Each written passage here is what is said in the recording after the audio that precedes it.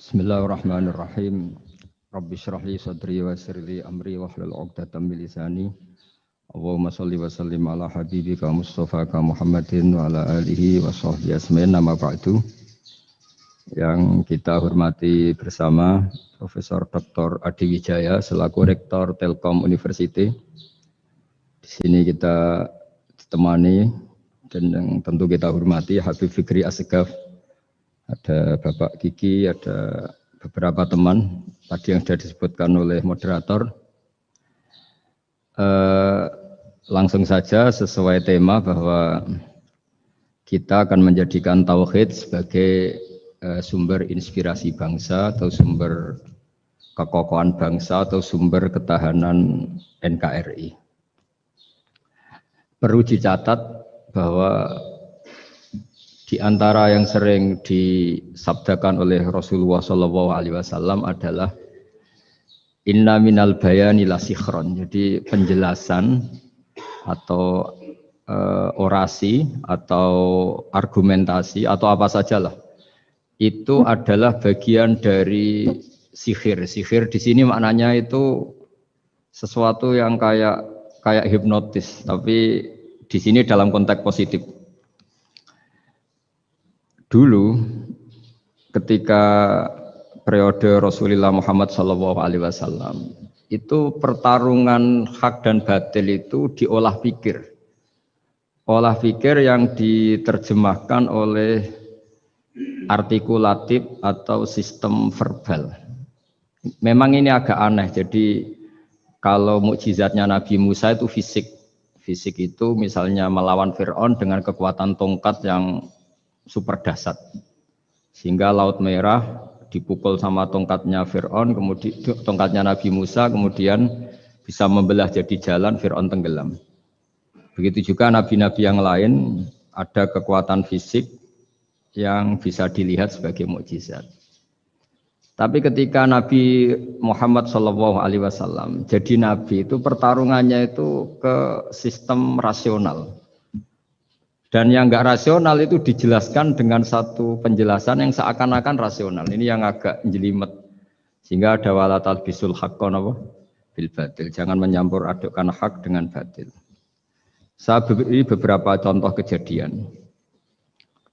Suatu saat itu ada orang kafir datang ke Rasulullah SAW. Kemudian bertanya, ya Muhammad, jika kambing itu mati betul yang tidak disembelih, bangkel. Itu yang mematikan siapa? Karena Nabi itu orangnya ummi itu lugu, ya yang mematikan Allah. Terus jawabannya si orang kafir tadi, agama kamu itu aneh. Yang dimatikan Allah langsung haram, tapi yang lewat tangan-tangan manusia yang berlumuran dosa halal katanya.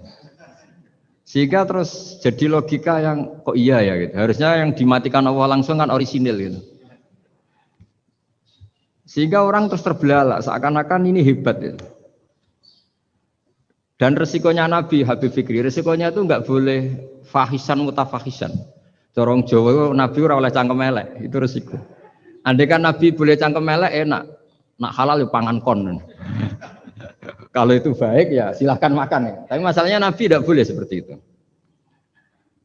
Andai kan tidak Nabi kan gampang, ya sudah kalau halal ya silahkan makan. Masalahnya Nabi tidak boleh apa? Enggak boleh berbicara kasar, tidak boleh berbicara buruk. Terus ada lagi beberapa kejadian yang seperti itu, yaitu masyhur suatu saat Sayyidina Ali didatangi seorang kafir juga Yahudi. Ali, kakimu angkat satu, diangkat sama Sayyidina Ali. Angkat dua-duanya, ya tidak bisa. Gitu kok temanmu, maksudnya Nabi Muhammad mengklaim bisa naik langit, gitu aja kamu tidak bisa. Jadi selalu pakai olah kata. Yang ketiga misalnya Muhammad, kita ini punya urusan banyak, punya problem banyak. Dan Tuhan itu dianggap penyelesai problem, halul muskilat, yang bisa menyelesaikan problem. Pertanyaannya, kalau problem kita banyak, Tuhannya satu tidak cukup Muhammad. Kalau problemnya banyak, ya Tuhannya harus banyak.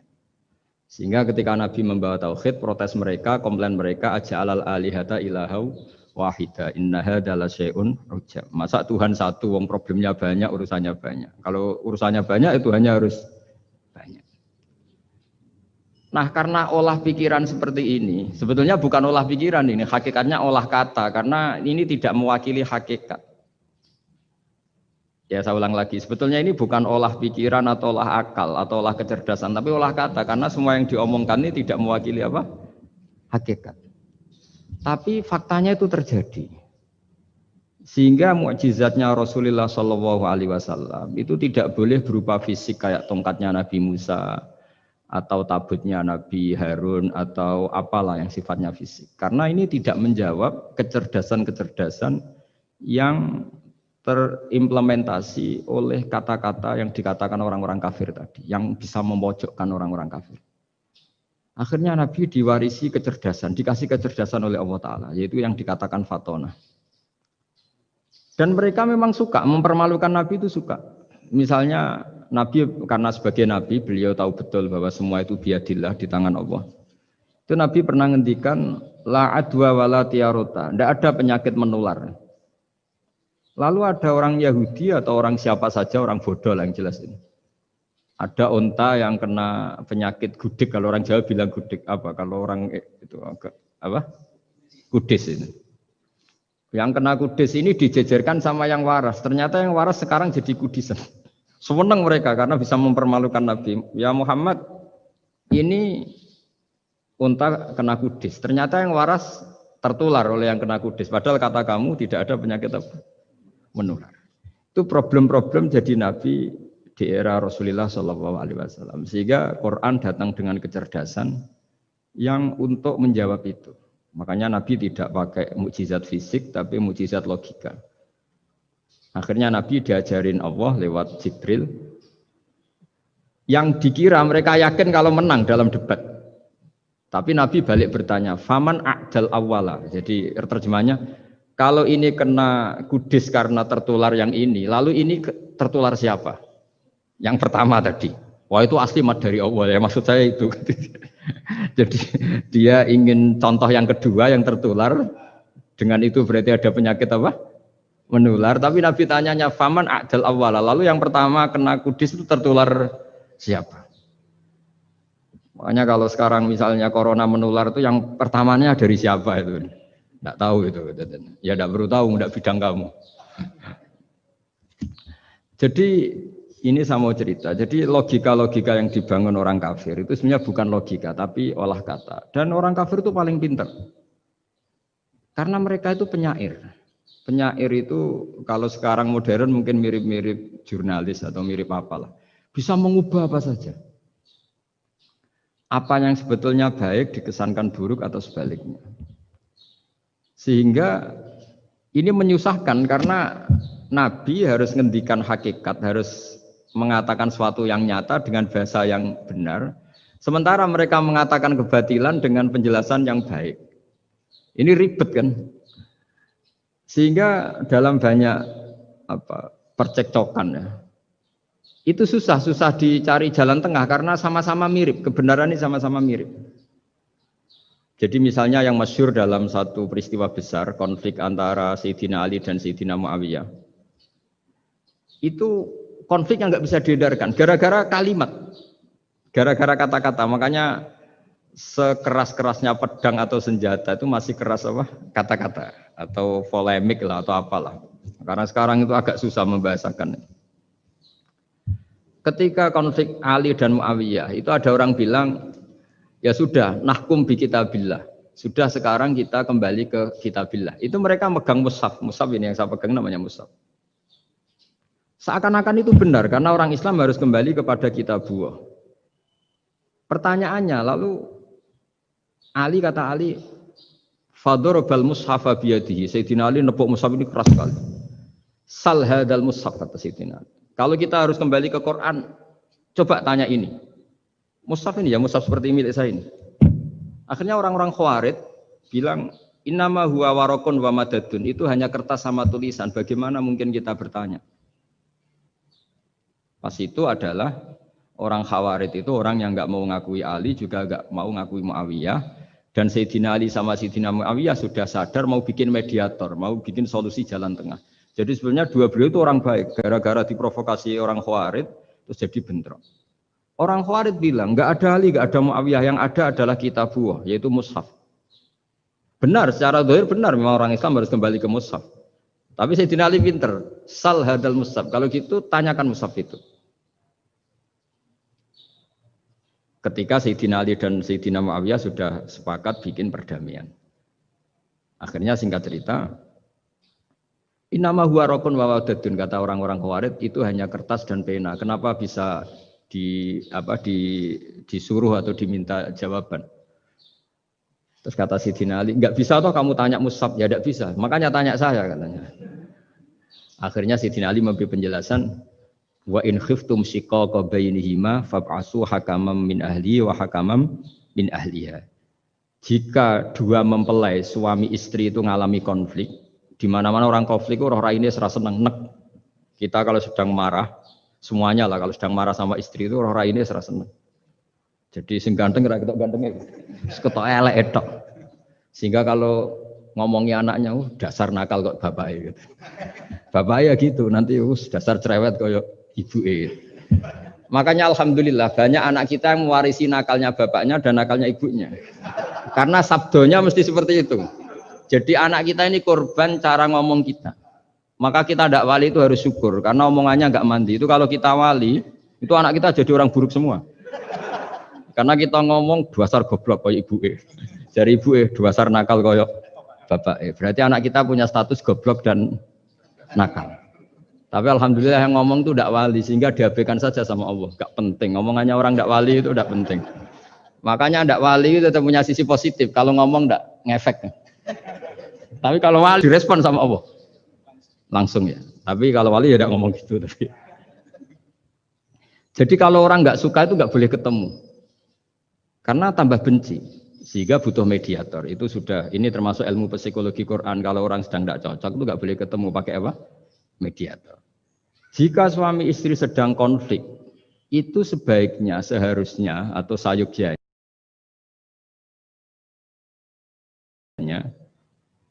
itu kirim mediator. Fab'atsu hakaman min ahli wa hakaman min ahliha.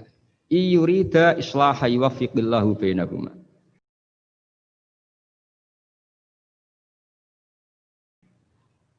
Terus kata Sayyidina Ali, wa amru ummati Muhammad a'zamu min amri rajulin wa imra'atin. Dan urusan umat Muhammad yang kita sedang konflik dengan kekuatan besar dan bisa pertumpahan darah, itu lebih ngeri timbang urusan suami dan istri. Itu saja solusinya mediator. Artinya sesepele itu urusan pribadi saja Allah menyuruh ada mediator. Apalagi urusan kita yang lebih dahsyat. Akhirnya mereka ngakui cara istimbat, cara ngambil kesimpulan dinal.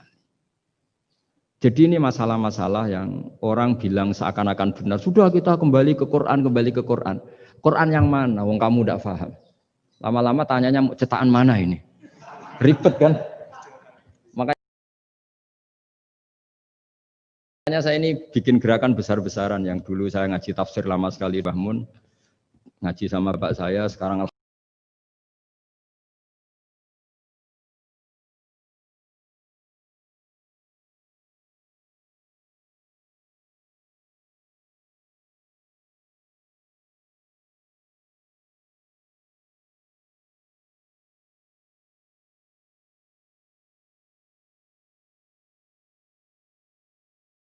alhamdulillah sering diskusi sama Pak Quraisyab karena kita ini butuh dan saya punya teman akrab Gus Zofur juga doktor tafsir.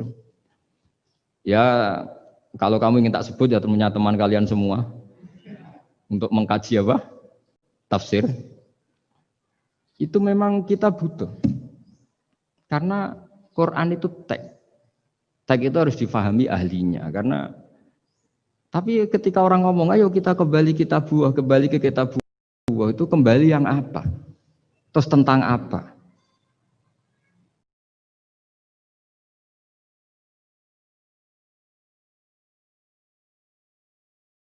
Sehingga banyak orang yang entah saking angkuhnya, entah saking benarnya tidak tahu. Saya tidak mau kembali.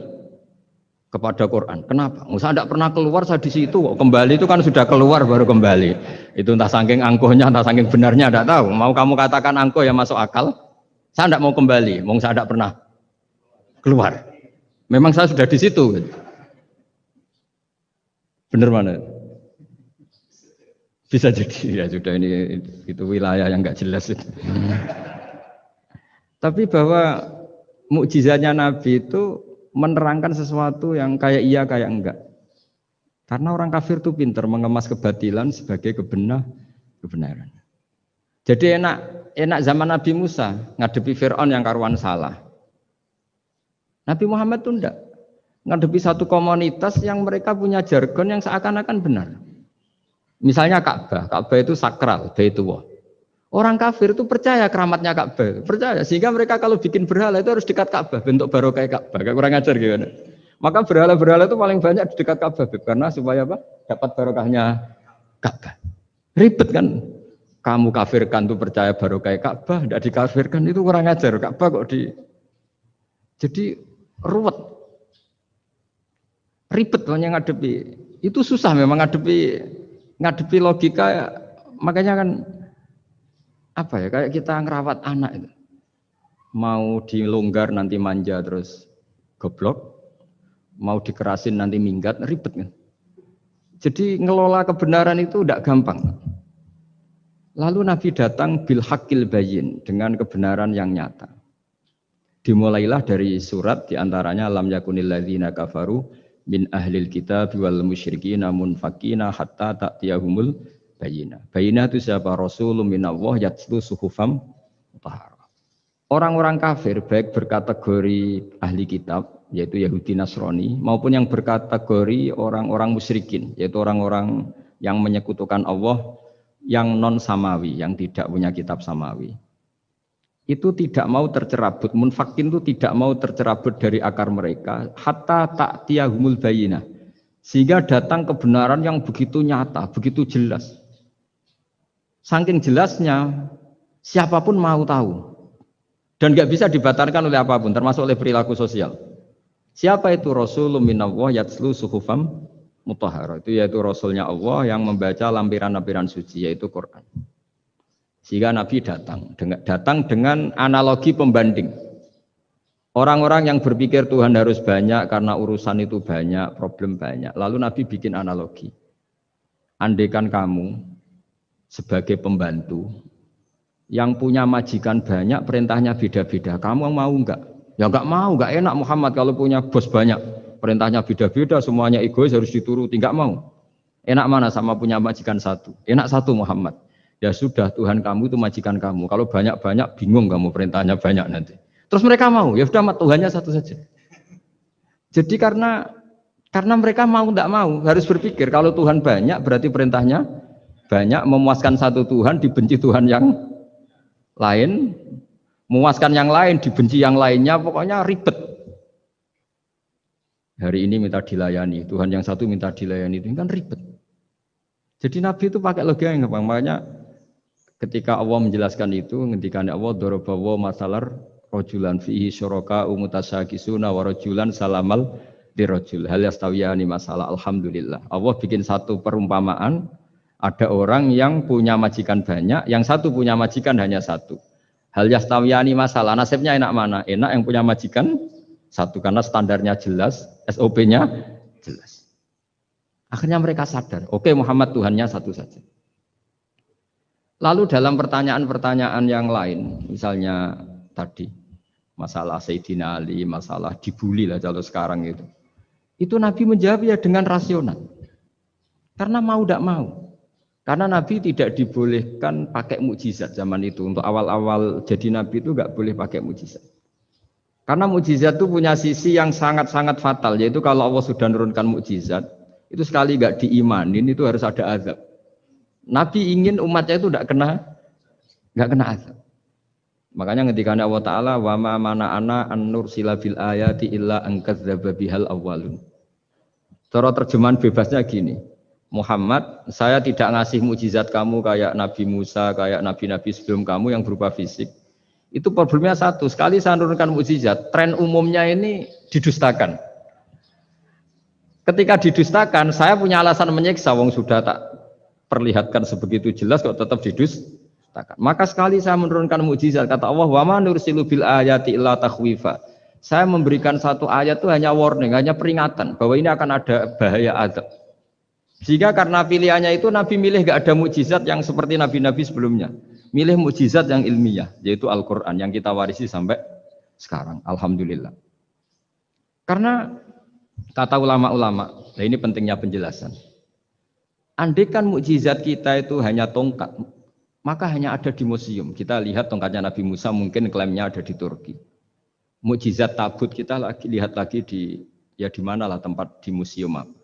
Tapi kalau mukjizatnya Al-Quran, itu umatnya Nabi akan merasakan nikmatnya ila yaumil kiamat. Misalnya kita dalam bersuami istri atau dalam berkeluarga atau dalam bermasyarakat. Itu Quran kalau nasihati kita gampang sekali. Misalnya wa ashiruhunna bil ma'ruf fa in karihtumuhunna fa asa an takrahu syai'a wa ja'alallahu fi khairan katsira. Sudahlah kalau sama istri itu yang baik. Jika ada watak istri yang kamu enggak suka, dalam ketidaksukaan kamu itu ada kebaikan yang banyak. Kamu enggak suka karena kalau istri kamu sering marah, kamu enggak suka. Sukanya yang senyum. Tapi kalau senyum terus sama orang lain juga senyum, ribet kan kamu. Jadi sudah anggap saja ada hikmahnya. Semua itu ada hikmahnya. Kalau istri kamu marah tidak kelihatan marahnya, dipendam, itu enggak ekspresif. Cara akting sinetron enggak masuk itu. Tapi kalau marah kelihatan marahnya itu ekspresif, itu kecerdasan itu, Pak. Bisa menumpahkan keinginan. Wah itu bagus ini.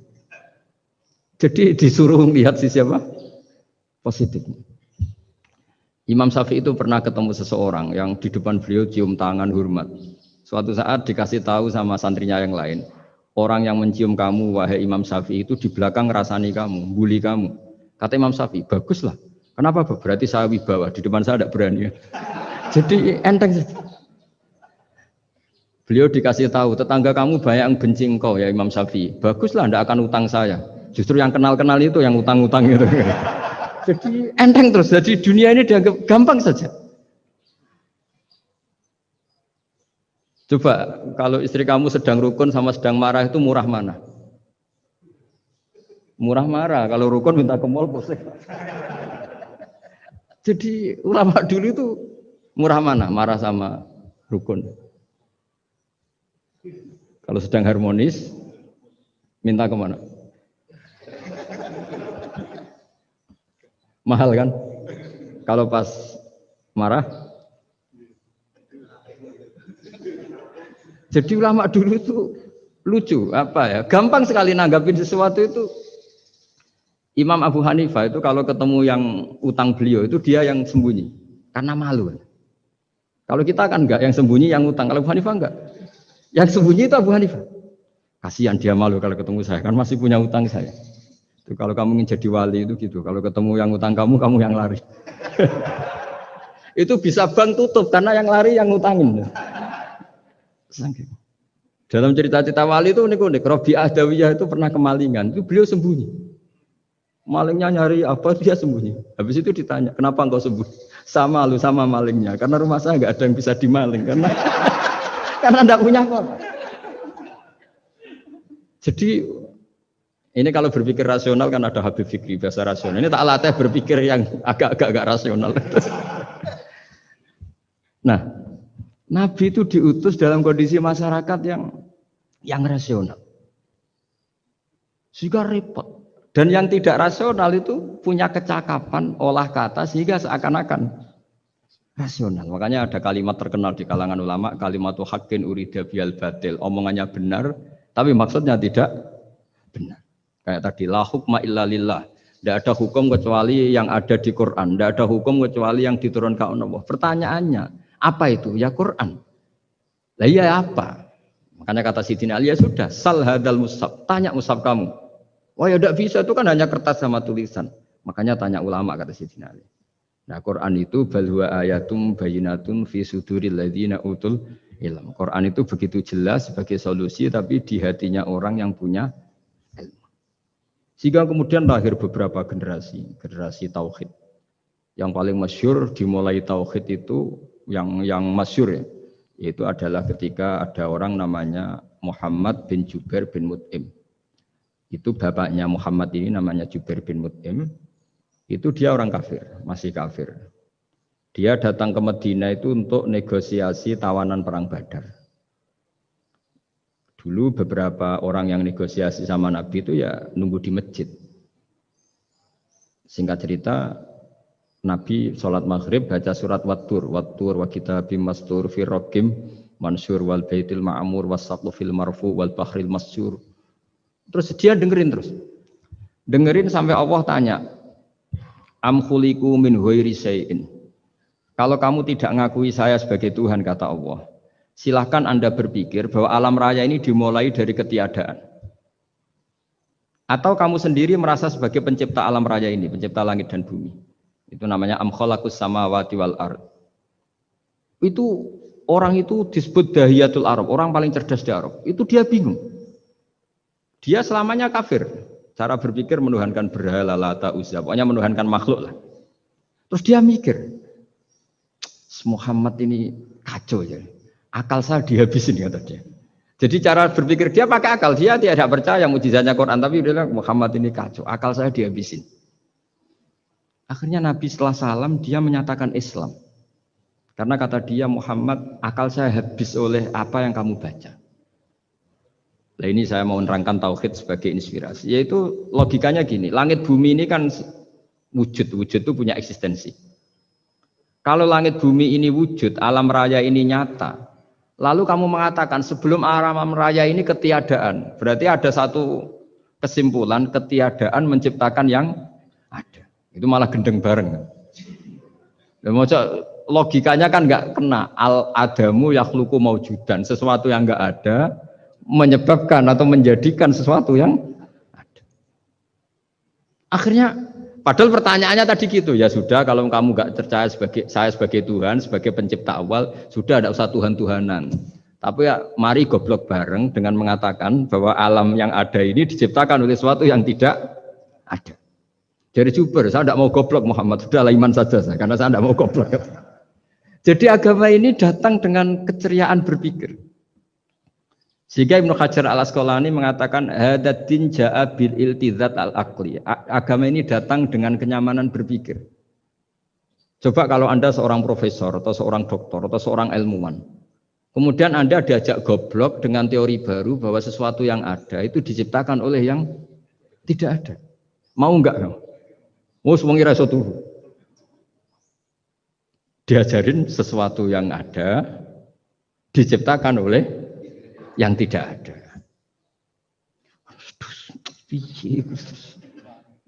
Gak keren lah. Gak boleh saya lurus. Jadi tauhid itu. Nah, kemudian lahir ulama-ulama baru yang cara ngarang sama. Ini kitab yang dulu saya ngaji sama Syekhina Kiai Maimun Zubair Mbah Mun. Itu kemudian ulama-ulama baru, kata Yai Mbah Mun itu juga bapak saya sering pesen, orang itu harus tahu zaman. Menerangkan tauhid itu kalau ulama dulu itu dimulai dari kalimat yang mungkin yang ngaji saja bingung. Al-alam mutawwir wa kullu mutawwir hadis la buddha mim muhdis. Itu sampean dengar mesti anggap jimat itu apa itu doa apa gitu. Doa jalbur rizki apa gitu. Padahal itu logika. Tapi terus ulama-ulama modern itu ngarang seperti ini ada gambar. Ini kitab yang saya dulu ngaji sama Mbak, itu digambar seperti ini. Maksudnya digambar seperti ini gini, penjelasannya gampang. Sampean kalau gambar seruat apapun, misalnya gambar gedung tingkat 5 atau gambar gunung atau gambar apa saja. Mbok seruat apapun gambar itu dimulai dari satu titik. Tadi hadhil awalim kulluha, bahwa alam semua ini dimulai dari nuqtatil wujud, ada titik wujud. Dan karena ini wujud penyebab harus bersifat awal. Makanya Allah itu selain wujud harus bersifat al-awwal. Kalau bahasa pondok al-qadim. Karena tidak mungkin yang menciptakan kemudian kalah dulu dengan yang diciptakan. Begitu juga Imam Al-Amudi. Imam Al-Amudi itu jadi wali itu karena dia ahli matematika. Sampai muridnya itu eskal. Ini guru saya masuk surga enggak. Kalau ngajar itu senangnya ngajar matematika. Beliau ahli usul fikih, ahli fikih, tapi senangannya ngajar matematika. Sampai muridnya sanksi, ini masuk surga enggak ya? Walhasil dalam cerita keramat beliau, Sama ndak usah terus saya ndak percaya. Kamu ndak wali, kok ndak percaya gimana? Ribet sekarang itu. Orang kalau nggak nekuni sesuatu terus nggak percaya, ribet kan. Itu beliau masuk surga itu dijamin dapat surga itu karena ngajar matematika. Tapi di hati beliau hanya satu. Matematika adalah satu ilmu yang dimulai dari angka 1. 0, itu tetap dimulai dari 1. Nggak bisa. Akhirnya beliau cerita, angka 2 atau 3, nisbatul wahid wal isnaini ila mi'ah wa ila ma la nihayatallah, semuanya sama, nisbatul far'i ilal asli, kata beliau. Mbok angka 2, 3, 1000 sampai 1 miliar, itu perbandingannya dengan angka 1 apa hubungannya? Al-far'i ma'al asli, yaitu angka 2, 3 adalah cabang dari angka 1.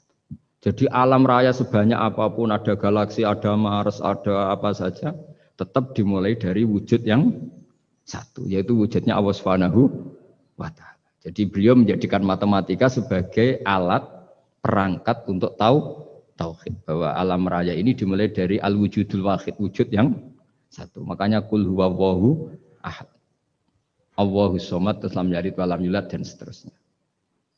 Nah, makanya ketika orang menyoal hukum adat yang menipu kita, adat itu sunnatullah yang kita lihat. Itu Quran mesti mengembalikan wahwaladzi yabda'ul khalqa tsumma yu'idu wa huwa ahwanu alaih. Sebagian di surat Yasin diterangkan ansha'aha awwala marrah. Ketika kita lama sekali, namanya manusia itu lahir dari seorang bapak dan ibu, ini lama sekali. Yang namanya telur itu lama sekali lahir dari ayam, keluar dari ayam. Yang namanya pohon besar itu mesti dari biji yang kecil. Karena lama itu terjadi, seakan-akan kita ngomong, kita berkeyakinan, tahu-tahu ada pohon besar itu mukhal. Tahu-tahu ada manusia ini mukhal. Makanya ketika ada figur yang bernama Isa bin Maryam, itu orang kafir Yahudi itu menolak. Bagaimana mungkin ada manusia tanpa bapak? Oke, itu menyalahi prosedur lazim, protap lazim.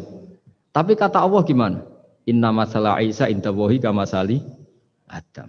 Kalau Isa mukhal karena tanpa bapak, harusnya Adam lebih mukhal karena tanpa bapak, tanpa ibu.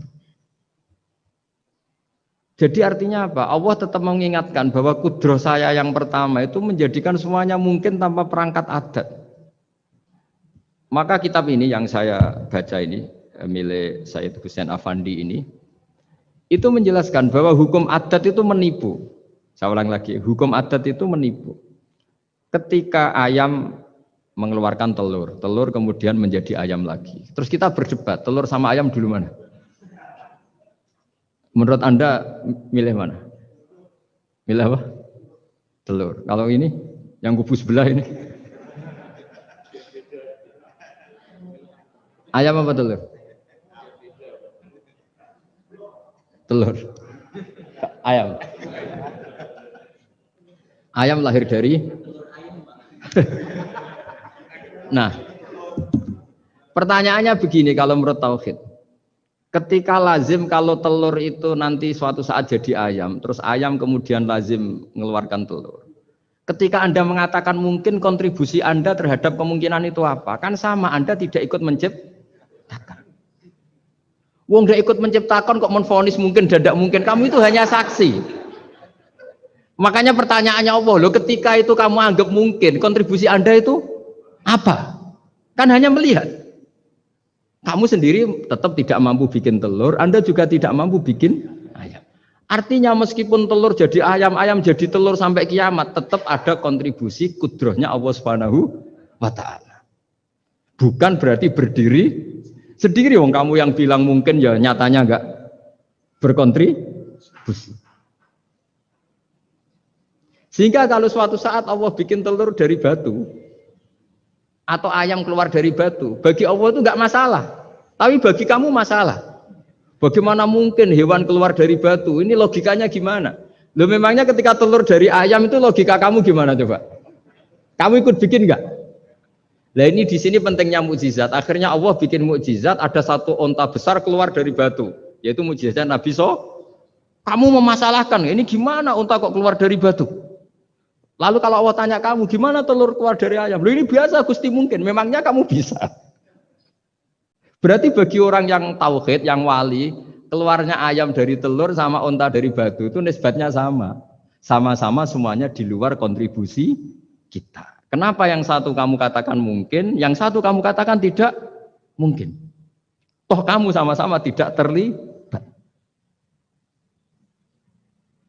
Itu cara berpikir tauhid. Artinya apa? Orang-orang wali atau orang-orang alim, meskipun melihat telur keluar dari ayam tiap hari, tetap subhanallah, subhanallah, Allahu Akbar. Karena ini keajaiban. Tapi kamu kan enggak, taunya ajaib itu yang aneh-aneh itu. Makanya banyak cari kiai aneh yang gondrong, yang enggak pernah mandi, gara-gara kamu itu suka aneh itu gara-gara. Dong ini ya. Dong itu tahu ya.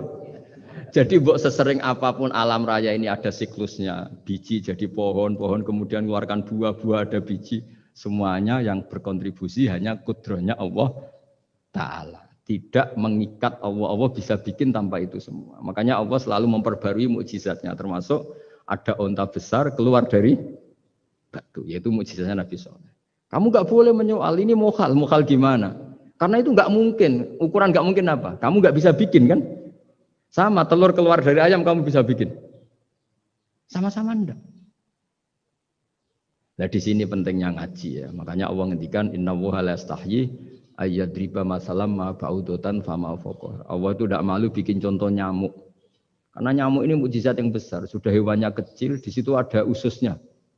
Ususnya ada uratnya. Coba kalau kamu bikin nyamuk itu.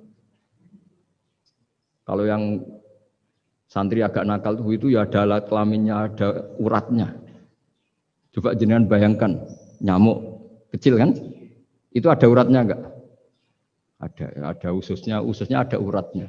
Uratnya ada bakterinya. Pusing kan kamu? Jadi sebetulnya ayat Allah yang dasar itu bukan dinosaurus tapi nyamuk. Bikin uratnya dinosaurus masih gampang, hewannya besar paling uratnya segini. Itu pesan di Juwana bisa lah. Tapi kalau pesen organnya apa? Nyamuk.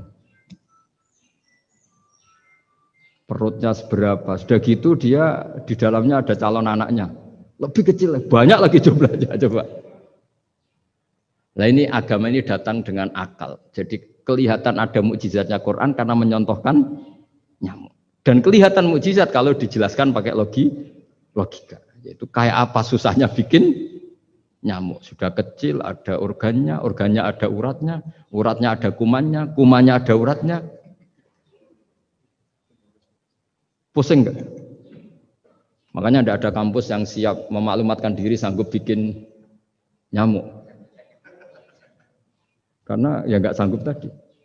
Lah itu mukjizatnya Quran. Jadi agama ini ketika ulama-ulama ja'a bil iltizazil aqli. Agama ini datang dengan kenyamanan berpikir. Makanya kita nanti kalau mau mati itu yang seneng saja. Kita tidak tahu caranya hidup, tahu-tahu lahir, tahu-tahu hidup, tahu-tahu punya hutang, tahu-tahu banyak masalah, tidak tahu kita. Nanti kalau mati juga gitu, nggak ingin mati, tahu-tahu mati. Nanti nggak tahu bangkit. Makanya sudah alaiha nahya wa alaiha namut wa biha nubasu insyaallah taala minal. Makanya kata Sidina Ali kalau ada orang susah hidup, kamu lahir keinginan kamu apa keinginan Allah ya? Keinginan Allah. Kamu mati, misalnya orang frustasi ingin mati ya tidak bisa mati. Kalau Allah tidak menghendaki ya tidak mati. Ya sudah, zaman kita hidup ya tidak bisa mengelola kehidupan ini ya sudah. Kalau mati juga tidak bisa mengelola kematian ini. Makanya terus kita diajarkan inna sholati wa nusuki wa mahyaya wa mamati lillahi rabbil alamin. Berhubung kita tidak tahu ya sudah hidup kita, mati kita semua di tangan Allah. Sudah kita pasrah saja. Senaik jamnya mati aja, serasa pamit, sudah mati aja, sudah gak ribet. Makanya wali-wali itu ya biasa ngelihat kematian itu, bukan karena yakin pasti masuk surga ya enggak. Kata wali-wali itu di dunia itu hanya Allah yang ngurusi kita ya Allah, nanti di akhirat ya sama. Itu tauhid ya. Jadi saya ulang lagi ya, jangan terjebak hukum adat. Karena dalam hukum adat itu sebenarnya Anda tidak aktor tapi hanya saksi. Yang namanya telur keluar dari ayam mengeluarkan telur. Tapi sebetulnya ini tidak mengikat. Allah bisa saja bikin hewan dari yang lain. Kayak tadi mengeluarkan untanya Nabi Soleh dari batu yang apa? Besar. Ya wah itu mukhal, bagaimana mungkin? Nah memangnya ayam jadi telur jadi ayam, Anda ikut berkontribusi kan enggak? Andai kan Anda menyaksikan kudrohnya Allah Ta'ala di semua kejadian. Yaitu Allah bisa bikin nyamuk ada organnya ada uratnya. Dengan reputasi seperti ini maka kita akan mensifati Allah innahu ala kulli syai'in qadir, bahwa Allah bisa melakukan apa saja. Wa huwa ala kulli syai'in qadir, diulang-ulang. Sama Indonesia yang sekarang seperti ini, yang kata orang ada yang bilang terbelakang, ada yang bilang tertinggal dari Eropa. Mungkin dalam kudratullah untuk bikin Indonesia lebih makmur dari sekarang, bisa mengalahkan negara-negara yang lain. Jadi kalau kamu ingin, tapi Indonesia banyak masalah gini, bagi Allah mudah saja menyelesaikan masalah. Tetap inna dzalika 'ala Allahi yasir. Kita harus optimis bahwa semuanya bagi Allah mudah. Tapi cara berpikir ya tadi, dengan reputasi Allah bisa bikin nyamuk. Nah nyamuk sulitnya di mana ya tadi, sudah kecil, punya organ, organnya punya urat, uratnya punya bakteri, bakterinya punya organ, organnya bakteri, mungkin ada bakteri lagi. Pusing kan? Ya jangan, nggak usah dipikir kalau pusing. Ya jadi terus yang terakhir, saya mohon kalau baca Quran sebisa kita ada yang diangen-angen. Jadi Allah kalau mendorong kita mengakui eksistensinya Allah, Allah sering ngendikan yang mudah-mudah. Misalnya, saya ini yang menciptakan kamu, saya yang menciptakan kamu. Falau la tusaddiqun, sudahlah, saya ini nahnu khalaqnakum. Saya ini pencipta kalian, Bu yao. Hubungan kamu itu dengan saya. Urusan kamu terdekat itu dengan saya, kata Allah, bukan dengan yang lain. Karena saya yang menciptakan kamu, kata Allah. Tapi kita ini aneh, jadi manusia itu aneh. Dengan zat yang menciptakan kita tidak punya urusan, dengan yang tidak terkait dengan kita punya urusan. Itu kan aneh. Dan Allah kalau menerangkan itu gampang. Terus bagi manusia yang kumoluhur, yang angkuh, seakan-akan bisa menentukan segalanya. Falaula in kuntum ghaira madinin tarji'unaha in kuntum shadiqin. Kalau kamu orang hebat, Bu ya, ketika nyawa kamu mau keluar tuh kamu tahan supaya kamu nggak jadi mati. Nggak keren kan orang hebat kok mati katanya. Kamu sombongnya kayak gitu, seakan-akan bisa ngatur dunia, menaklukkan dunia, ternyata kamu mati. Harusnya nggak usah mati dong. Kata Allah, falaula in kuntum ghaira madinin tarji'unaha in kuntum shadiqin. Makanya falaula idza balaghatil hulqum wa antum khina idzin tangdur. Mbok ya orang-orang yang keren, yang merasa hebat, yang biasa ngatur dunia, mbok ya ketika mati itu jangan mau. Ya, ini sensitif ya. Ya saya kira demikian ya, semoga lewat ngaji ini kita kembali ke tauhid yang benar lewat penjelasan-penjelasan yang akli, yang rasional. Saya pastikan agama ini datang dengan al-iltidzatul akli, kenyamanan berpikir. Kayak apa susahnya kita dengan jadi ateis? Karena harus punya rumus bahwa yang ada diciptakan oleh yang tidak ada. Itu kan jadi aneh. Makanya ukuran iman, salasun man kunna fihi wajada halawatal iman. Ciri utama iman itu nyaman, halawah itu manis. Karena ya itu tadi apa yang dibawa oleh Quran dan hadis sesuai akal kita. Maka masyhur di kalangan para ulama ada pepatah, laulam yakun maja'a bihi Muhammadun dinan lakana fi aqlin nasi hasanan. Kalau saja Muhammad tidak maklumatkan kalau ini agama, akal pun akan setuju bahwa yang dibawa itu hal yang luar biasa. Karena agama ini tidak lam yusodim al-aql, agama ini tidak akan menentang akal. Liqaumi ya'qilun liqaumi yatafak. Kalau ada orang bilang akal saya itu menolak faham agama, itu akalnya yang perlu dicek. Ada masalah itu pasti. Ya, saya kira demikian. Assalamualaikum warahmatullahi wabarakatuh. Pertanyaannya jangan banyak. Kok barbar. Baik, alhamdulillah telah mendengarkan paparan yang cukup sangat menarik dari Gus Baha. Monggo kalau ada pertanyaan dari Bapak Ibu sekalian di sini, silakan mungkin. Monggo Mas. Langsung mau Mas.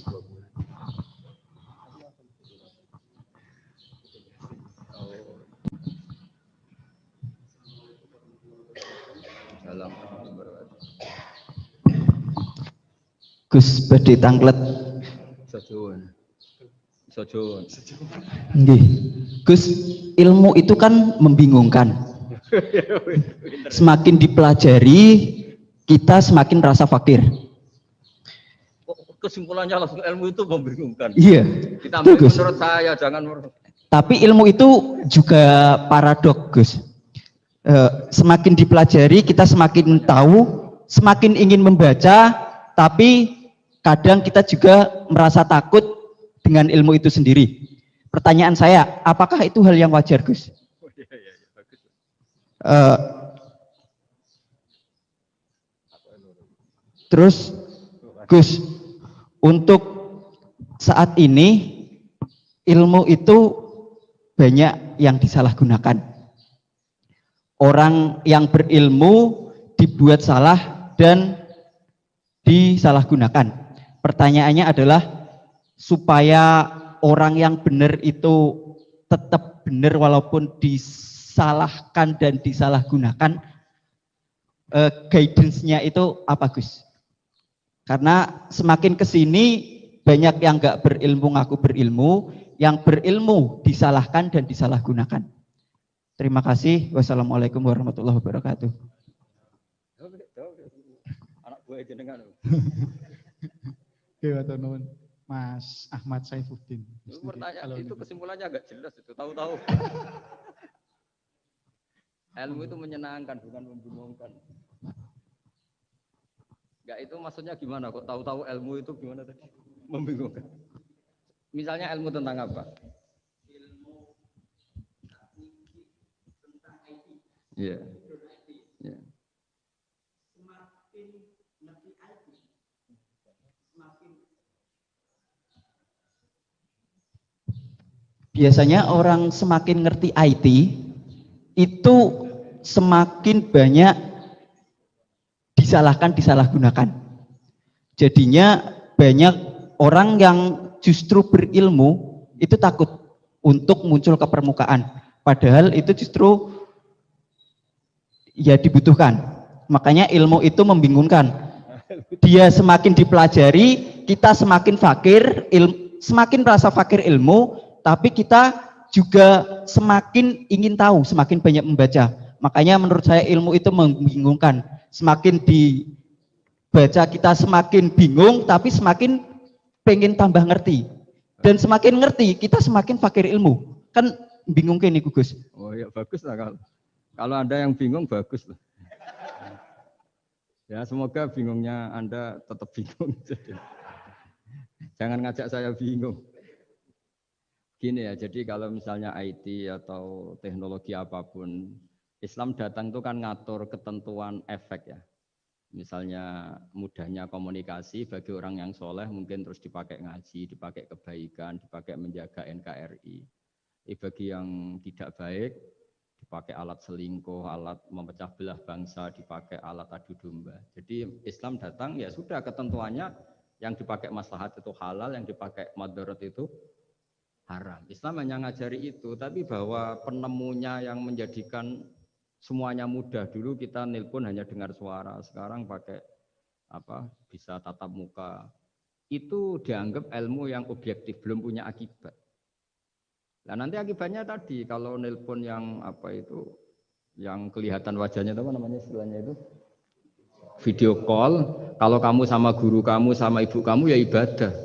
Kalau sama selingkuhan kamu ya dosa. Kan gitu Islam hanya membahas itu, tapi nanti ya kan memang hukumnya hanya itu kan, kalau dipakai positif ya bagus, kalau dipakai negatif ya buruk. Nah, Islam tidak boleh terus disalahkan. Ini akibat teknologi maka orang mudah selingkuh. Sebelum ada teknologi yang selingkuh juga sudah banyak. Sekarang ngaji gampang karena ada apa telekonferensi gini-gini. Mulai dulu yang suka ngaji, yang ngaji gampang karena kadang kiai ya tetangganya. Enggak jauh-jauh juga banyak orang bener. Jadi ini kan urusan niat. Meskipun semuanya mudah, kalau nggak ada niat juga susah. Tapi saya kecewa dengan Anda karena mengatakan ilmu membingungkan. Ini saya. Tapi ya bagus lah. Orang jujur itu bagus. Hanya karena beliau bingung, yang aku bingung kan bagus. Jadi nilainya dijujur tadi. Tapi andaikan saya sebagai ilmu itu nggak terima diberi status membingungkan tadi itu. Tapi kalau kita yang ngaji tauhid, ngaji hikmahnya Allah. Semua yang diciptakan Allah itu ada hikmahnya. Misalnya Allah menciptakan manusia itu sebagai pemalas, itu bagus. Bagusnya begini, kalau di bab ibadah pemalas itu buruk. Tapi kalau andaikan Anda ditakdir punya kemampuan ahli nuklir, terus Anda tidak pemalas, setiap hari bikin nuklir yang paling dahsyat. Pertama hanya bisa menghancurkan Hiroshima dan Nagasaki, suatu saat bikin yang se-Asia, lama-lama bikin yang seluruh dunia. Lama-lama saking cerdasnya, pertama butuh bahan besar, lama-lama hanya kecil. Ribet kan? Barokahnya pemalas. ngantor, baca koran, ngantor, ngerumpi, sehingga yang bagian nangani nuklir itu tidak pinter-pinter banget. Itu bahaya tuh kalau pinter banget itu, karena efeknya itu sama. Sekarang kan ada kacamata pinter beda. Itu kan ketemu orang bisa merekam kan, semua privat orang bisa ribet kan. Nah agama itu ngatur yang halal ya biar halal. Misalnya begini ya, ada orang ke Mars atau ke bulan. Kita katakan pinter dalam konteks menjelajah alam. Tapi kalau dibalik, rakyatnya miskin butuh makan, kemudian itu untuk biaya ke bulan. Itu bodoh apa pinter? Membiarkan masyarakatnya lapar karena biayanya dipakai naik ke bulan. Itu pinter apa bodoh? Tapi dari tidak tahu tentang bulan menjadi tahu, pinter apa bodoh? Pinter. Tapi kebutuhannya makan kok malah naik ke bulan, pinter apa bodoh? Ya saya juga bingung kayak Anda kalau nggak apa-apa ya memang ilmu ada sisi membingungkannya ya nggak apa-apa lah, bingung-bingung dikit nggak apa-apa, tapi ya kira-kira sudah bingungnya tambah.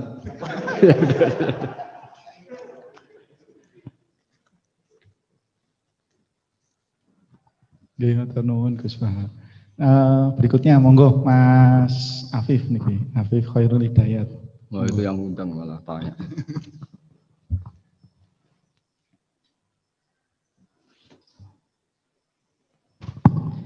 Bismillahirrahmanirrahim. Assalamualaikum warahmatullahi wabarakatuh. Terima kasih atas kesempatannya. Gus Baha izin bertanya, bagaimana cara paling efektif membendung pemikiran-pemikiran neo-khawarij di lingkungan kampus?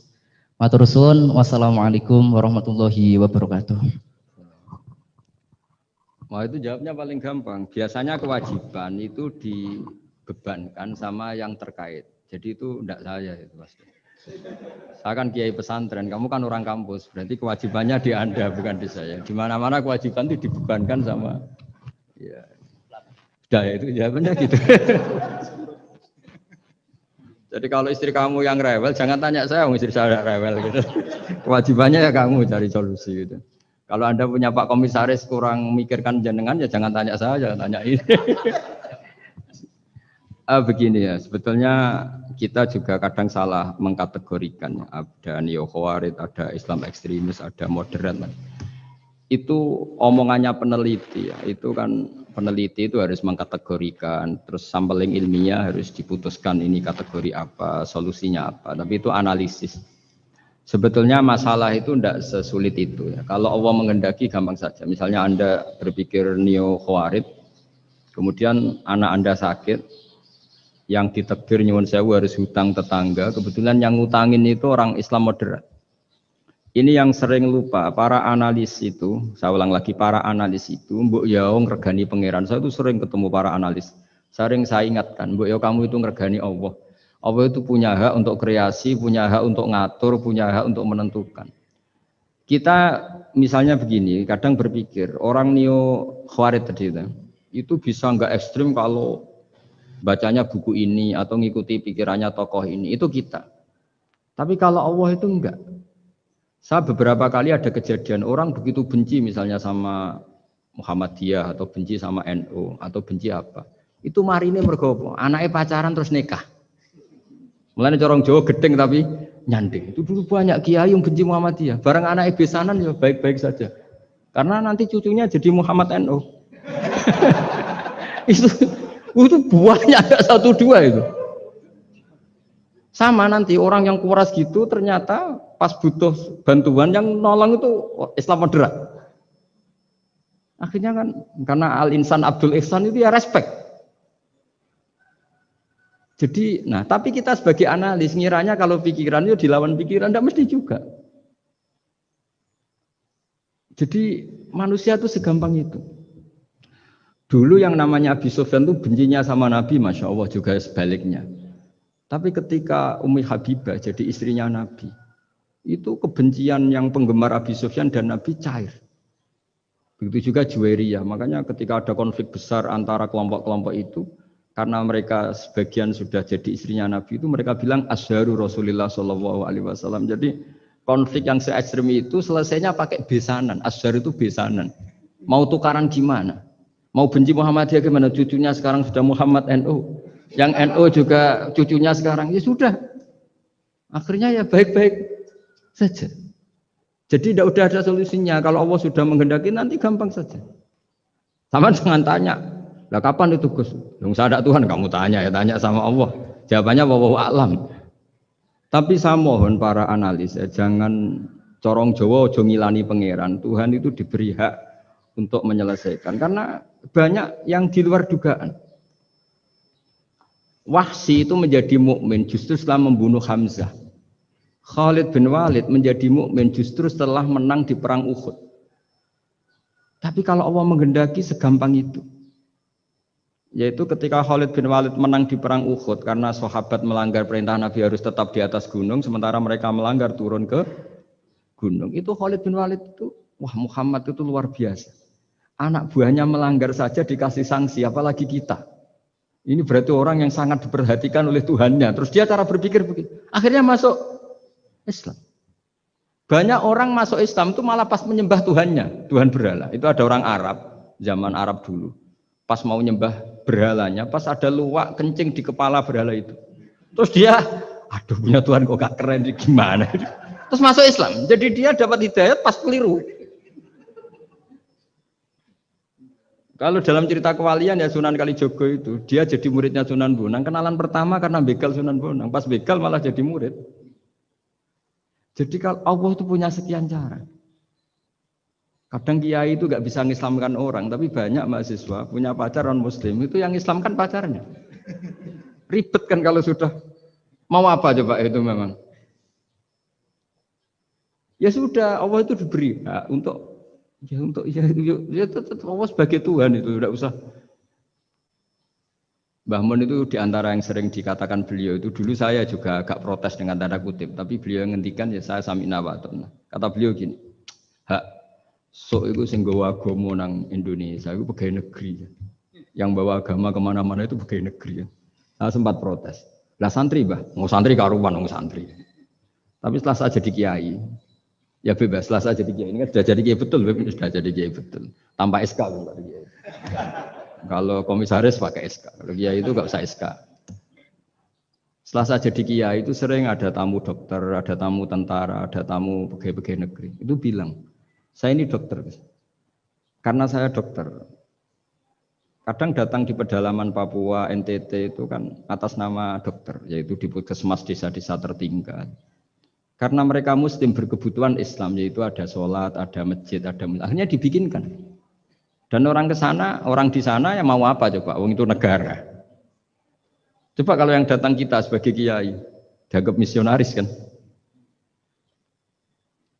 Artinya begitu juga di Belanda, misalnya ada di New Zealand atau di Jerman. Saya punya banyak kawan yang turun di kedutaan. Gara-gara persahabatan, mereka duta besar, mereka Muslim. Gara-gara Muslim berkebutuhan bikin masjid. Akhirnya di negara-negara non-Muslim juga banyak masjid, dibikin kedutaan, dibikin mahasiswa. Nah, tapi kalau kita jadi analis, mungkin kita hanya agama ini diajarkan oleh ulama, dibawa oleh santri. Tapi tidak seperti itu. Nyatanya Allah dengan kehendaknya bisa saja menyalurkan agama ini lewat PNS, lewat macam-macam. Jadi Allah itu maha kuasa. Makanya kita ini hanya bersaksi bahwa innallaha ala kulli syai'in. Nah kita sebagai kiai memang bantu mengenalkan ahkam fikihnya yang detail-detail itu. Tapi kalau yang menyebarkan Islam itu Allah punya cara. Saya kemarin pas ketemu Habib Quraisy di antara yang diceritakan itu. Orang Inggris itu kadang kenal Islam itu ya lewat Muhammad Salah itu pemain bola itu.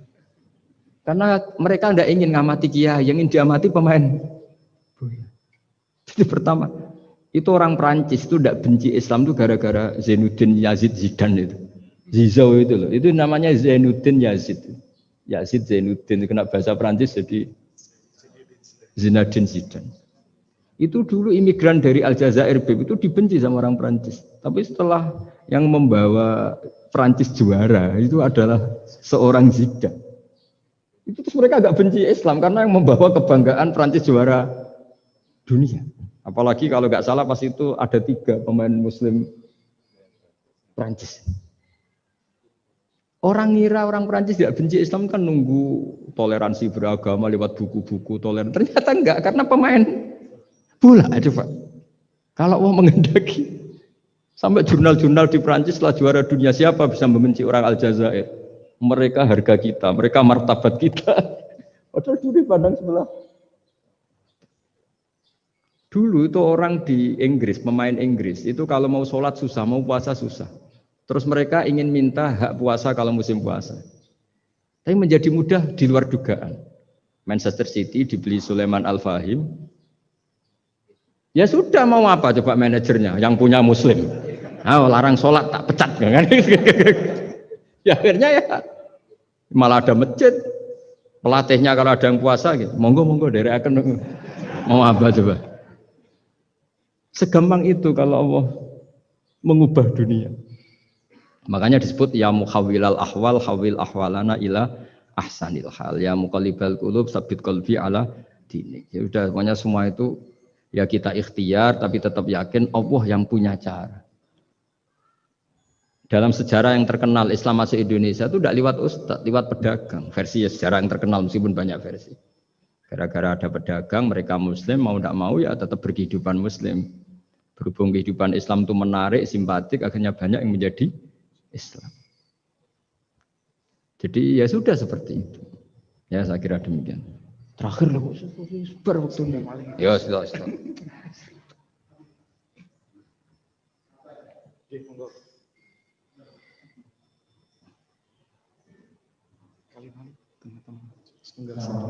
Ya. Ribet ya anak buahnya.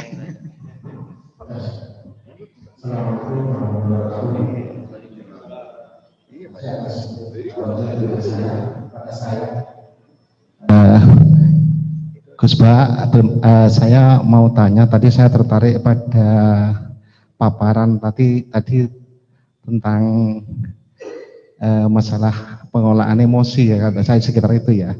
Jadi menghadapi orang misalkan pasangan atau istri atau teman yang apa namanya itu jengkel atau nyengit atau enggak sejalan dengan pikiran kita kok bisa enjoy, bisa bahagia, itu gimana Ustadz ceritanya? Itu apakah juga ada solusi lain, misalkan kita itu ada pelarian lain dalam artian yang positif ya, misalkan yang saya misalkan istri atau pasangan kita atau nyengit kita ke hobi ke apa, misalkan kita pelariannya agar kita tidak marah-marah, itu gimana Ustadz? Tadi saya sepintas itu memperhatikan masalah itu karena itu penting dalam rangka ini mengelola inilah biar kita itu bisa enjoy, karena kalau kita itu ada terlalu keras dengan orang atau istri atau teman kan kita tidak bahagia gitu.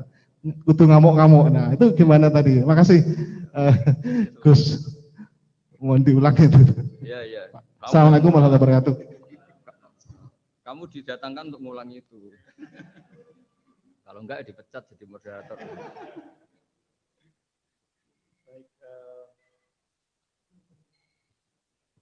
Tadi pertanyaannya pun niki, bagaimana mengolah emosi niki Gus?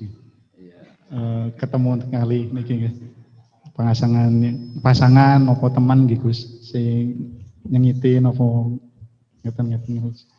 Namanya siapa? Nun sewu Pak, namanya pun sinten Pak? Saya Pak Haryanto, pensiunan Telkom Juwono. Tadi diajak sama Pak Zainal. Terima kasih Pak. Mohon bu. Bismillahirrahmanirrahim. Jawabannya itu gampang sekali ya. Meskipun tidak semua orang ngalamin seperti itu ya. Saya juga agak pati ngalamin. Tapi begini ya. Saya punya resep dan ini pasti benar ya. Karena dari ulama musalsal itu ada silsilahnya sampai Rasulullah SAW. Jadi saya bilang pasti benar karena tidak dalam konteks pendapat saya, tapi ini ajaran Rasulullah SAW. Ini kan temanya tauhid ya, tauhid sebagai inspirasi. Seorang mukmin itu kan harusnya berpikir satu ridhonya Allah, keputusan Allah.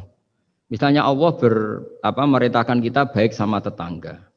Saya berkali-kali cerita setiap pengajian, ada seorang ulama itu punya tetangga itu anak muda itu sombongnya bukan main. Manggil ulama itu, ya Ahmad datang ke saya. Datang. Setelah sampai rumahnya bilang, ya Ahmad lah hajata libik, saya tidak butuh kamu, silahkan kembali ke rumah kamu. Itu Imam Ahmad santai aja, tetap senang. Setelah sampai rumah dipanggil lagi, ya Ahmad silahkan ke rumah saya. Datang lagi dengan senyum, sampai 3 kali. Ketika beliau ditanya sama pemuda tadi, kenapa Anda tidak jengkel? Padahal perilaku saya jengkelin. Terus si imam tadi bilang, wahai anak muda, saya ini senang sekali melaksanakan perintah Allah. Allah bilang, kalau sama tetangga yang baik. Karena kamu ngundang saya senang karena nuruti perintah Allah. Kamu nyuruh saya kembali, saya senang karena memang disuruh nuruti perintah tonggo. Nyenang kalau tonggo, menyenangkan tetangga. Jadi saya tidak ada hubungannya dengan kamu. Kalau kamu misalnya ada teman yang jengkelin, teman yang jengkelin misalnya namanya Zaid. Zaid itu manusia, makhluk. Kalau kamu ikut jengkel berarti Anda terdikte, terprovokasi oleh orang yang bernama Zaid yang statusnya hanya makhluk. Sementara Allah ngajari kita, wa ahsin man asa'a ilaika, berbuat baiklah sama orang, berbuat buruk sama kamu. Berarti kalau kamu tetap baik, hubungan kamu dengan Allah. Kalau buruk berarti kamu didikte oleh Zaid. Bayangkan kalau Zaid ini orang yang nggak tamat SD, Anda seorang profesor, berarti anak SD bisa merovokasi profesor. Itu yang bodoh yang mana coba? Jadi ulama itu melatih. Jadi selain tadi, makanya Nabi itu punya ajaran yang memang berat ya. Kalau orang tidak bakat wali jelas berat. Di antara ajarannya itu sil mangkoto aka, sambunah orang yang memutus hubungan dengan kamu. Wa ahsin man asa'a ilaika, berbuat baiklah sama yang berbuat buruk sama kamu. Itu memang berat. Makanya kamu tanyakan betul itu. Tapi bisa dilatih, yaitu ketika kita berbuat baik atas nama Allah Subhanahu wa ta'ala. Sehingga melihat yang gini-gini itu ringan. Itu kan sama seperti kiai-kiai yang dakwah di kampung-kampung pedalaman, sudah gak tahu haknya kiai, gak sopan. Lalu itu Nabi itu ketika dakwah itu kalau nuruti mangkel itu ya mangkel. Nabi misalnya memberi satu janji. Siapa yang datang ke saya akan saya kasih sesuatu yang menggembirakan. Itu orang-orang sebagian Bani Tamim bilang, ya Muhammad, sesuatu yang menggembirakan ya uang. Padahal Nabi mau menerangkan fadilahnya amal ini begini-begini, tapi pikiran orang-orang itu yang menggembirakan itu ya uang. Kalau kamu kasih uang ya kita gembira, kalau enggak ya enggak. Jadi, tapi ya tadi ya, selain dilatih dengan langsung iman, dilatih punya seni kayak Imam Syafi'i tadi. Orang itu gimana? Di depan jenengan sopan, tapi di belakang ngerasani, baguslah saya wibawa berarti. Jadi dianggap enteng saja.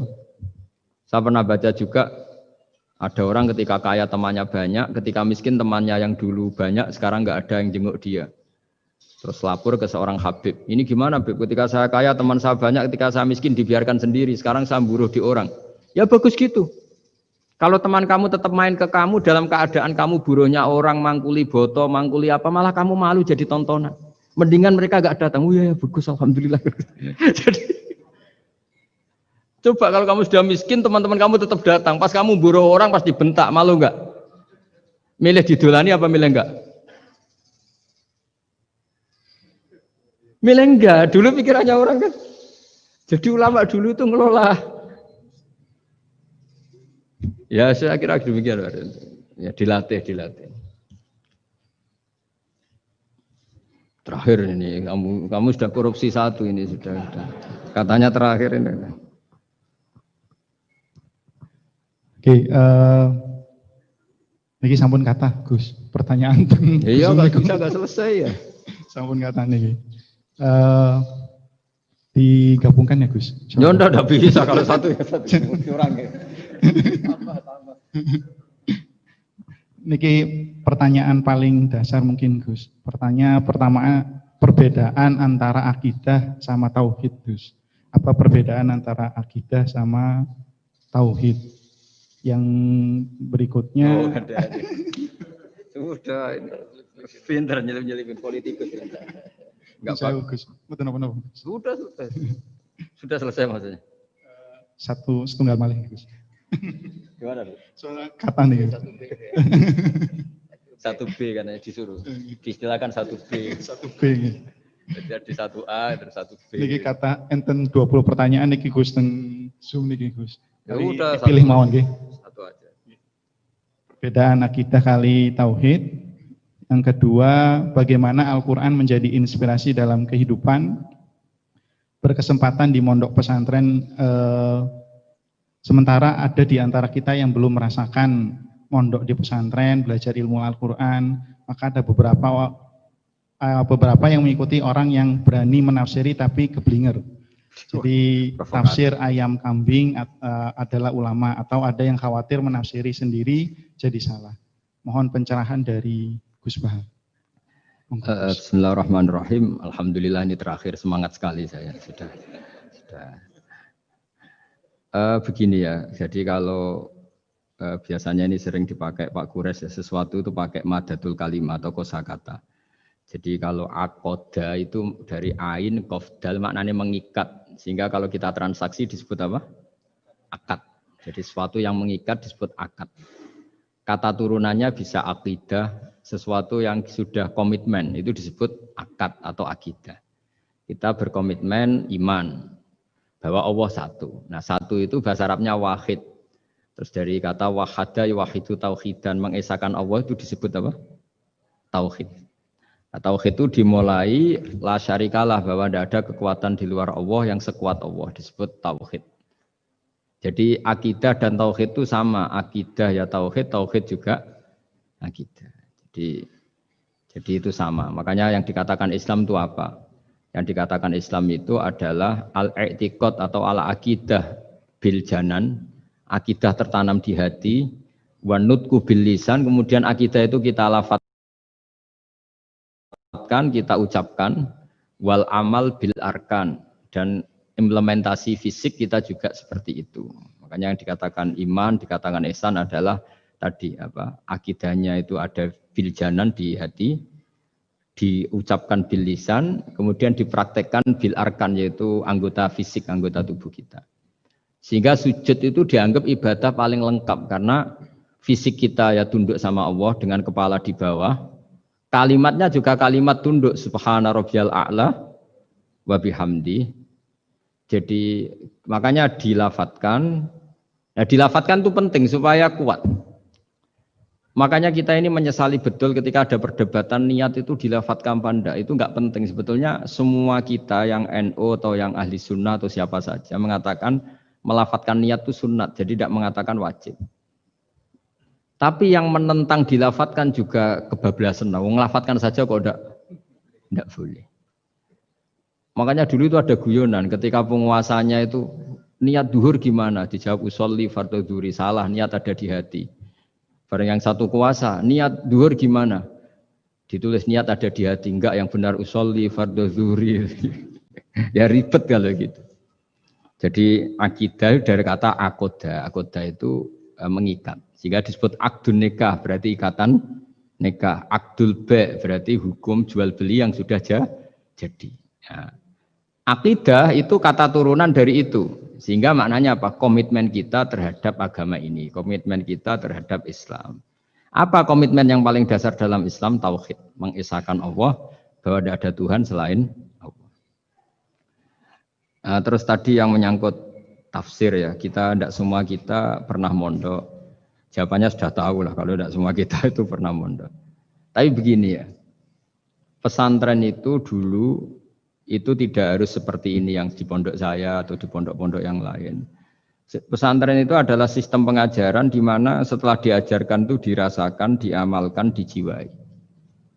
Sehingga dulu malah nggak ada pesantren yang kayak kita ini. Ulama-ulama dulu ya di rumah ngaji, tapi serius. Sehingga dulu itu memang yang dimulai ini yang adat kampus sebagian itu agak nggak cocok itu menghafal. Kalau kampus itu kadang kuat analisisnya, kalau di pondok itu memang disuruh menghafal. Kenapa menghafal itu menjadi penting? Karena pengembangan itu setelah hafal. Tapi kalau tidak hafal, maka sebenarnya kita tidak pernah mengembangkan agama, mengembangkan pikiran kita sendiri. Sehingga kita ini butuh hafal, meskipun setelah itu ada analisis. Saya beri contoh misalnya gini, mulai kecil sampai tua kita ketemu orang yang sangat materialistik. Makan enak itu apa? Sate. Makan enak itu bakso. Makan enak itu pizza. Selalu kita dibentuk fisik. Tapi kalau kita ngaji sama ulama, makan enak itu apa? Ya saat kamu lapar. Maka ulama dulu mengatakan makanan enak itu apa? Idamuhu alju, lauknya adalah lapar. Kalau kamu lapar semua makanan enak. Ini kearifan. Dulu ada ulama yang datang melihat istrinya makan satu piring habis. Hanya satu piring, ditanya, kenapa tidak tanduk, sudah kenyang? Alhamdulillah, berarti saya tidak butuh korupsi. Ternyata istri saya hanya makan satu piring kenyang. Kalau makannya 1 ton, baru saya butuh korupsi karena tidak cukup. Begitu juga melihat ngopi. Setiap orang cowok kalau ngopi itu senang sekali. Bahwa ternyata untuk senang itu tidak harus selingkuh, tidak harus maksiat, tidak harus ke klub atau tempat-tempat yang salah. Jadi ulama dulu itu cara kearifannya itu dijaga oleh hal-hal yang sepele. Ternyata saya ngopi itu bisa senang. Ya berarti senang itu tidak harus maksiat. Gendong anak senangnya bukan main, melihat anaknya sehat tidur senang. Sehingga ulama dulu mengatakan al-istidzat bil mubahat min qutbiddin. Menikmati hal yang dibolehkan Allah itu qutbuddin, pokok dari agama ini. Nah, kenapa orang butuh maksiat? Karena nggak bisa nikmati hal-hal seperti ini. Makanya beragama itu harus nyaman. Dengan nyaman ini diharapkan orang nggak butuh nyaman lewat jalur yang tidak benar. Orang ketemu cucunya senang, ketemu anak senang, ngopi senang. Hal-hal yang taat ya. Apalagi Rasulullah SAW dengan sholat tuh senengnya bukan main, sampai beliau ngintikan wa qurratu aini fis sholat. Logikanya gampang, kalau kita jagongan ya ngerumpi sama yang kita cintai seneng, apalagi ngerumpi sama Allah Subhanahu wa Ta'ala kalau boleh dibahasakan, karena sholat itu artinya kamu muamalah, munajat, jagongan, asik-asikan sama Allah Ta'ala. Rabbana lakal hamdu, engkau mempunyai segala puji yang di langit maupun di bumi, yang memenuhi langit dan bumi. Jadi itu yang harus jadi solusi bangsa ini. Coba misalnya malam-malam macet, andai kan malam-malam banyak yang tahajud kan Jakarta itu tidak macet.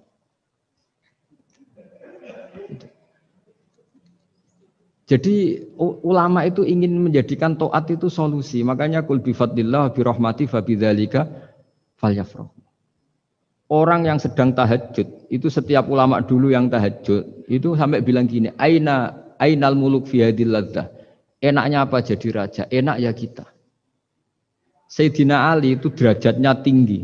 Di antaranya disebabkan beliau kalau wiridan gini, saya hafal wiridannya. Kafani izzan an takuna li robban wa kafani fakhron an akuna laka abdan. Gusti, saya ini punya nikmat yang luar biasa karena menjadi Tuhan untuk engkau. Zat yang abadi, yang kekal, yang pertama. Coba kalau saya jadi hambanya Fir'aun. Tuhan mati, tenggelam lagi, kan nggak ada kerennya. Udah gitu sekarang jadi tontonan lagi coba. Andai kan kamu punya Tuhan Fir'aun kayak apa tersiknya? Sudah Tuhan mati jadi tontonan. Sudahlah Gusti, keren saya ini karena punya Tuhan engkau, zat yang abadi, yang lahul asmaul husna. Wa kafani fakhron an akuna laka abdan, dan saya keren sekali karena menjadi budak engkau, menjadi hamba engkau. Coba kalau saya jadi hamba sesama manusia, kerennya apa? Podo menusane, podo lemah, podo mati ini harus saling memperbudak. Kerennya apa coba? Jadi orang dulu itu kalau sudah munajat, makanya Nabi ngendikan wa qurratu aini fis sholat. Kalau sudah sholat tuh nyamannya bukan. Jika masyhur dalam cerita-cerita ketika Umar kena panah dan panah itu bentuknya kayak pancing, kalau ditarik sakit karena bentuknya kayak jangkar itu. Umar minta apa? Nanti tarik ketika aku sholat. Ketika sholat beliau ditarik beliau tidak kerasa. Dan itu harus dilatih. Ya tadi, jadi, Quran saya ulang lagi, Quran itu harus ditafsirkan seperti ini. Kalau tidak, maka orang akan menanyakan. Saya juga pernah ditanya orang yang sebetulnya ya agak kurang ajar, tapi tak anggap bodoh sajalah daripada dianggap kurang ajar. Hebatnya apa Gus? Quran mengatakan wa kulu washrobu, sementara ini kitab suci yang sakral. Kenapa hanya bakas makan dan minum? Saya bilang orang bakas Alphard, bakas Mars, bakas planet Jupiter itu enggak keren karena enggak bakas enggak mati. Tapi kalau orang enggak makan mati, berarti Quran membakas kebutuhan dasar manusia. Jadi mendesak, makan itu mendesak. Nah, kenapa harus dibahas? Dalam hukum dunia manapun yang namanya mengambil milik orang lain itu harus pamit. Semua alam ini milik Allah, sehingga kita boleh makan tuh nunggu izinnya Allah. Maka Allah dulu yang ngendikan kulu, kamu boleh makan, baru kita boleh makan. Makanya Islam menganjurkan kita makan baca bismillah, itu pamit yang punya. Kamu pernah beli oksigen, kamu pernah beli buah-buahan sama Allah, tidak pernah beli kan? Itu maling semua itu sebetulnya. Karena tidak pamit sama yang punya. Coba kalau itu milik orang lain, kita langsung makan disebut maling enggak? Sekarang kamu makan itu tanpa pamit Allah, kira-kira maling enggak? Kalau kita keras sebenarnya itu maling juga. Makanya kita dianjurkan baca bismillah. Untung Allah baik, enggak ngelaporkan ke polisi. Nah di sini pentingnya kata kulu wasrobu, makanlah dan minumlah. Artinya kalimat ini punya filosofi yang luar biasa. Tapi andekan ini ditafsirkan orang yang nggak ngerti Quran, nggak ngerti tafsir, nggak punya adzauqus salim, rasa yang baik, maka memang ya ngomong Quran harus ahlinya, sehingga kualitas kulu wasrobu itu luar biasa. Saya sering sujud syukur karena ayat itu, ya Allah, betapa baiknya engkau mengizinkan kita makan rezekimu. Hanya modal baca apa? Bismillah. Sudah gitu oleh ulama dikatakan bismillah hanya sunat. Kalau enggak juga enggak apa-apa. Cuma sedikit kurang ajar lah ngomong. Tapi kalau kamu tidak ahlinya maka terus malah tanyanya tadi, loh, Quran yang katanya hebat kok hanya bakas makan dan minum. Coba misalnya kemarin itu hebat. Coba sudah kamu kemarin tanpa makan. Tetap pokoknya itu makan. Ketika orang mau menjajaki, mau nempat di Mars atau Jupiter, pertanyaannya apa? Di sana ada air enggak? Ada makanan enggak? Penelitian pertama apa coba? Di sana ada makanan enggak? Iya kan? Yang pokok berarti apa? Makan. Itu kira-kira contohnya Quran yang dibaca ahlinya. Itu nanti dengan kualitas seperti itu, pemahaman seperti itu. Udah jangan macam-macam lagi. Kita ditutup pakai subhanallah.